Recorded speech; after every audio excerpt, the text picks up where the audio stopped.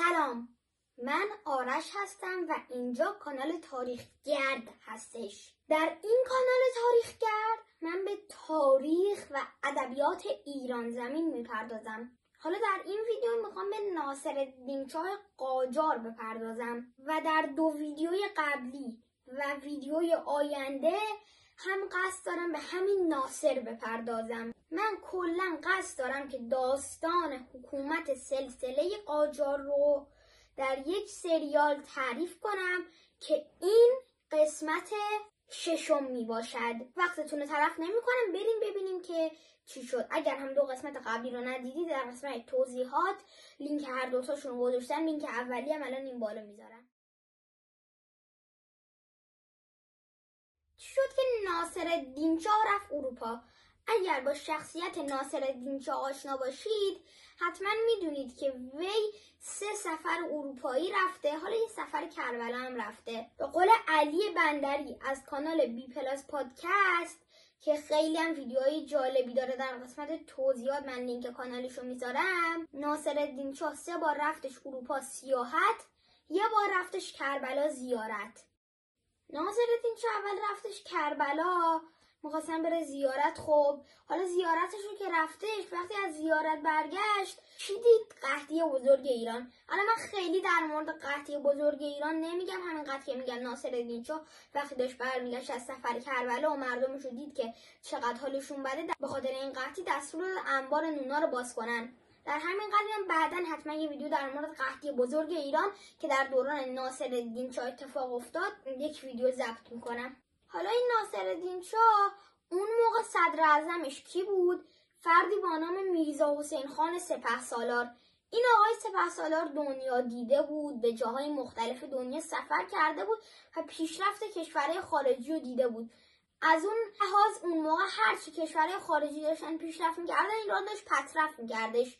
سپهسالار دلش میخواستش که ناصرالدین شاه بره فرنگ با چشمای خودش ببینه که چقدر کشورهای خارجی دارن پیشنهاد میکنن، که ناصرالدین شاه یکم دلش بسوزه و به میرزا حسین خان سپهسالار اجازه بده که نقشه هایی که واسه آبادانی کشور کشیده بود عملی کنه. سپهسالار خیلی اصرار میکنه، انقدر اصرار میکنه یه بار چند بار ناصرالدین شاه راضی شد و دوباره مخالف شد. اینا مردم ایران هم خیلیشون مخالف بودن، مخصوصا علمای دینی خیلی مخالفت داشتن با این موضوع. ولی بالاخره ناصرالدین شاه موافقت کرد که بره به فرنگستان. وقتی که ناصرالدین شاه گفت من میخوام برم، همسرش انیس‌الدوله که سلوگلیش هم بود گفت منم میخوام بیام. اصرار کرد و اینا، ناصرم گذاشتش اون بیاد. انیس‌الدوله و ناصرالدین شاه و حدود 100 نفر از مقامات راهی فرنگستان شدند. ناصرالدین شاه یه چیزایی توی فرنگ میدید که خب امروز ما توی ایران همون چیزا رو میبینیم و برامون عادیه، ولی اون موقع حدود 100 سال پیش، 150 سال پیش این چیزا اصلا نبودن در ایران و فقط در اروپا بودن. ناصرالدین شاه مثلا کالسکه بچه میدید تعجب میکرد، قطار میدید تعجب میکرد، دستگاه بستنی سازی میدید تعجب میکرد، خیلی تعجب میکرد. ناصرالدین شاه یه سفر رفته بودش، توی این سفر اروپاییش یه سفر اول رفت به روسیه. وقتی که ناصرالدین شاه رفت به روسیه، تزار روسیه به مناسبت حضور شاه ایران در روسیه میخواستش که یک مهمونی ترتیب بده. حالا همسر تزار به تزار میگه و تزارم به ناصر میگه خانم لطفاً بدون روبنده بیان.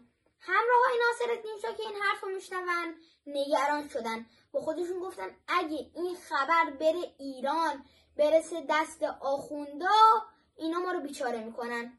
فکرشون گذاشتن روی همدیگه، به این نتیجه رسیدن که اصلاً انیس‌الدوله رو بفرستن تهران. همین کارم کردن، انیس‌الدوله رو از روسیه فرستادن به تهران. انیس‌الدوله هم خب ناراحت بودش که داره برمیگرده دیگه.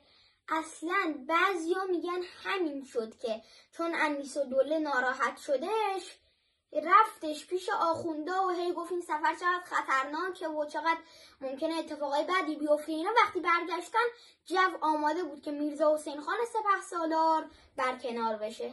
ناصرالدین شاه میره جای مختلف، میره تقریبا میشه گفت کل اروپا رو میره توی این 3 تا سفری که به اروپا داشته. و وقتی میره در انگلستان میدونین با کی ملاقات میکنه؟ با ملکه ویکتوریا، یا به قول فرنگی ها کوین ویکتوریا. ملکه ویکتوریا ملکه انگلستان بود. ملکه ویکتوریا در خاطراتش می‌نویسه که وقتی که ناصرالدین شاه داشتش از انگلستان میرفتش یه خورده ناراحت بودش. این ناراحتی میتونه به خاطر این باشه که ناصرالدین شاه پیشرفت کشورهای خارجی رو دیده بود و دلش واسه ایران سوخته بود. همون اتفاقی که سپهسالار دلش می‌خواست اتفاق بیفته. به هر حال ناصرالدین شاه از فرنگ خیلی از همون وسایلی که براش عجیب بود مثل کالسکه بچه و دوچرخه و دستگاه بستنی سازی و اینا رو آورد به ایران، ولی اینا رو نداد به جامعه. اینا اسباب بازی‌های دربار شاه باقی موندن. ناصرالدین شاه به اروپا 2 سفر دیگه هم میره که اینا هم مثل همین سفر اولیه بودن.